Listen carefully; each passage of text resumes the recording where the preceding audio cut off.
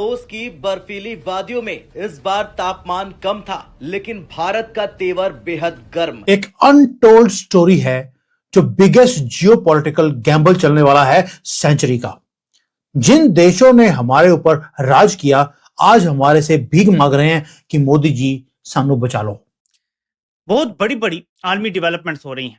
ज़ैनुल खान साहब, कल भी और आज भी जिस तरह की गुफ्तगू और बातें हो रही हैं, आपके ख्याल में इन तकर्रियों के बाद मुज़ाकराती बयानात वाकई सियासी अमल को ड्राइव करेंगे और जिद बैक सीट पर होगी, या ये एक वक्ती गुडविल जेस्चर या ये तकर्रियों तक की बात रह जाएगी? ये सिर्फ एक बयान नहीं था, ये था आईएमएफ के आकलन पर सीधा सवाल और साथ ही दुनिया को ये बताने का ऐलान कि भारत अब एआई की रेस में दूसरे ग्रुप में नहीं है। And I don't know what the IMF criteria has been, but Stanford places India as third in terms of AI penetration, in terms of AI preparedness, and in terms of AI talent. All the three, actually on AI talent it is number 2. So I don't think your classification in the second bouquet is right. It's actually in the first. ये जो London में सारा मामला हुआ है, क्योंकि आप खुद वहाँ रहते रहे हैं, आप ये सारे मामले को बहुत तरीके से जानते भी हैं, कोई कार्रवाई होते हुए देख रहे हैं? दरअसल वर्ल्ड इकोनॉमिक फोरम दावोस में चल रहा है, जहां आईएमएफ की मैनेजिंग डायरेक्टर क्रिस्टालिना जॉर्जीवा ने दुनिया को 2 हिस्सों में बांटा, एआई के लीडर्स और एआई के फॉलोअर्स, और भारत को साफ तौर पर दूसरे ग्रुप में रख दिया गया। बस यहीं से कहानी में ट्विस्ट आ गया। भारत के आईटी और रेल मंत्री अश्विनी वैष्णव ने मन से बिना किसी लाग लपेट के सवाल दाग दिया कि आईएमएफ का क्राइटेरिया क्या है? क्या सिर्फ बड़े मॉडल और सुपर कंप्यूटर ही एआई लीडरशिप तय करते हैं? ट्रंप के लीडरान की तरफ से ट्रंप के खिलाफ तगड़े बयान आ रहे हैं, बल्कि एक नए इत्तेहाद का ऐलान कर दिया गया है। जो गुफ्तगू के अंदर हुई है, जो सामने आई है, एक बड़ी क्लियर चीज सामने आई है कि हमारी जो डिप्लोमेसी है वो आउटडेटेड हो गई है, हमारी जो डिप्लोमेसी है वो गैर संजीदा हो गई है, हमारी जो सोच है या फिक्र है वो गैर संजीदा हो गई है। लेकिन इंडिया में जो टॉप 3 में आए बिजनेसमैन वो टेक में थे, हाई टेक में थे, यानी जिससे कौम को फायदा, जिससे ऐसी इंडस्ट्री को प्रमोट किया उन्होंने जिससे लोगों में रोजगार, नौजवानों को दुनिया में आपके इस आईएमएफ के सामने नाज़रीन ये 22 दफा इस मुल्क को घसीट कर लेकर गए हैं। उस आईएमएफ से जो पैसे नाक रगड़ कर ये मांगते हैं, उस आईएमएफ के अंदर 1 मेरे ख्याल में $1.5 अरब कंट्रीब्यूट करता है, यानी उस आईएमएफ को देता है पैसा, कंट्रीब्यूटर है। बात सारी ये है कि पाकिस्तान तो सर मिस कॉल पे भी लेट जाता है ना अमेरिका की, उन्होंने कम से कम सर उन्होंने बात ही हो रहा है ना, हम तो स्ट्रेटेजिक इकोनॉमी की बात ही नहीं ना करते, हमारा तो हम तो कॉल नहीं मिस कॉल के हैं, हम तो मिस कॉल भी हो जाते हैं। हाँ सर मैंने मिस कॉल ही कहा है। 160 बिलियन की तो वो सिर्फ आईटी एक्सपोर्ट करते हैं। यही बात है। दुनिया में सबसे बड़ा जो मुल्क एक्सपोर्ट करता है वैक्सीन, वो करते हैं। अब मैं आपको एक और बात बताऊं, मोदी क्या करने जा रहे हैं। इस वक्त दुनिया की जो सबसे वैल्यूड और जिस पे लड़ाई हो रही है चाइना और अमेरिका की, वो माइक्रोचिप है, वो जो वॉशिंग मशीन से लेके आपके सुपरसोनिक जहाज तक में लगती है, और ताइवान 90% वो बनाता है। उसमें भी वो जा रहा है मोदी, उसमें इन्वेस्टमेंट करने जा रहा है। बात ये है कि वो खाओ न लैको, पर इतने पैसे तो रखो कि मैक्रो इकोनॉमिक बैलेंस होए।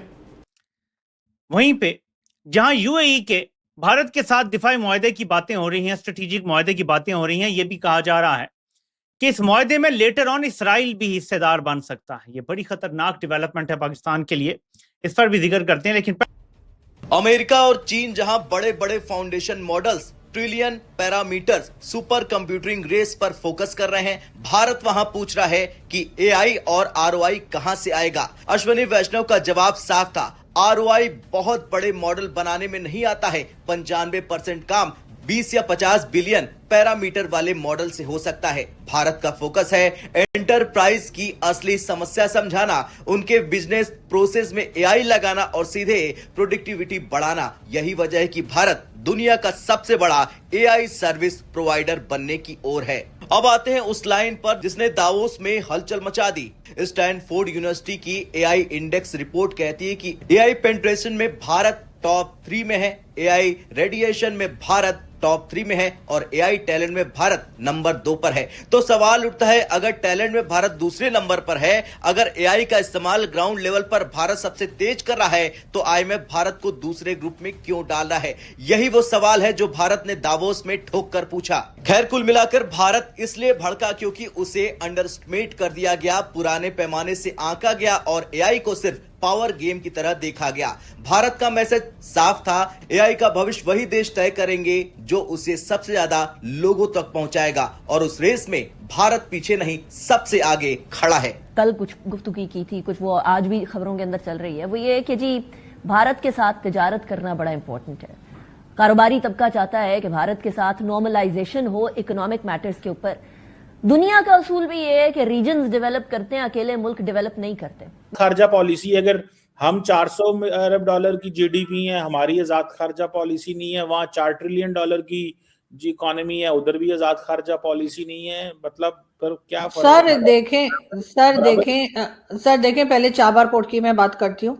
चाबहार पोर्ट के ऊपर काम जो है वो रोका गया है, और ईरान में एक जंग की सी हालत है। वहां पर जिस तरह के प्रोटेस्ट चल रहे हैं, जिसमें अभी तक 12 से 13 हजार लोगों की जानें गई हैं, तो वहां पे तो सर अभी कोई भी काम नहीं हो रहा, तो चाबहार पोर्ट का काम कैसे चलेगा?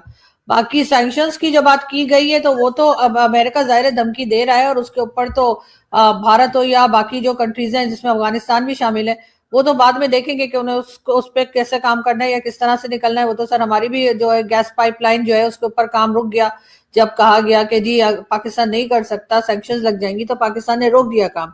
तो सर इस तरह की चीजों में कुछ अरसे के लिए एक तरह का पॉज जो है वो आ जाता है। थोड़ी सी रुकावट अगर होती है, उसको निकलने के लिए, थोड़ी स्पेस देने के लिए भी इस तरह के काम को रोका जाता है। और एक जगह जहाँ पे ऑलरेडी मार कुटाई और लोगों की जाने जा रही है, इस तरह का लड़ाई चल रही है, वहां तो सर वैसे भी प्रोजेक्ट्स नहीं होते, तो शायद इसलिए भी रोका गया होगा।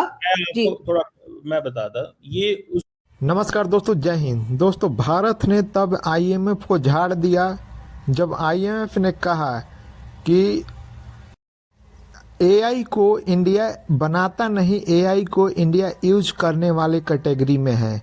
उसी बात को लेकर भारत से गए प्रतिनिधित्व ने इस बात को उठाया और बताया कि आप ये किस अनुसार और किस बेसिस पर बता रहे हैं कि भारत सिर्फ इस्तेमाल करता है और बनाता नहीं है, जबकि हमारे पास ऐसे कई ऐसे सबूत हैं जहां पर हमने इसमें काम किया है और उसमें बनाकर आगे हैं, और कई बड़े बड़े देश अभी इसमें पीछे हैं। तो फिर आप इस बात को कैसे कह सकते हैं? और जैसे ही ये बात सामने निकल कर आई, पूरी दुनिया में हाहाकार मच गया। पाकिस्तानी तो चीख रहा है कि हम जिस आईएमएफ के आगे लेटे रहते हैं, भारत किस तरह से सवाल पूछ रहा है, और वहाँ पर खड़ा होकर ये बता रहा है कि हमें कोई झुका नहीं सकता, ये नया भारत है और इसे किसी के डर नहीं। दोस्तों, वीडियो पसंद आए तो वीडियो को लाइक करें, शेयर करें और चैनल को सब्सक्राइब करें। मिस कॉल ही कहा है, हम तो मिस कॉल भी आए अमेरिका से, तो हम कहते हैं ठीक है आप जो कह रहे हैं हम वही करेंगे। तो सर इसी वजह से हमारी गैस पाइपलाइन जो है ईरान के साथ, उस पर काम नहीं हो पा रहा है। अगर भारत को उन्होंने सैंक्शंस का कहा है और जो कुछ अमेरिका की तरफ से कहा गया है, तो कुछ टाइम के लिए तो जाहिर है सर वो जाकर कोई उनको टकरे तो मारनी शुरू नहीं कर देंगे। जाहिर है थोड़ा सा रोकेंगे, काम को थोड़ा स्लो करेंगे, उसके बाद देखेंगे कि किस तरह से अमेरिका से बात हो सकती है। इसलिए कि सर अमेरिका भी तो हर दूसरे दिन एक नया स्टेटमेंट आता है ना, वहां पे भी ट्रम्प जो है वो भी कोई, मुझे ऐसा तो नहीं लग रहा है कि किसी अपनी एक बात के ऊपर या अपनी एक स्टेटमेंट के ऊपर वो टिके रहते हैं। हर 2 दिन के बाद उनका कुछ और बात हो रही होती है। तो डेफिनेटली ऐसा हो रहा है। जहां तक अफगानिस्तान की बात है कि अफगानिस्तान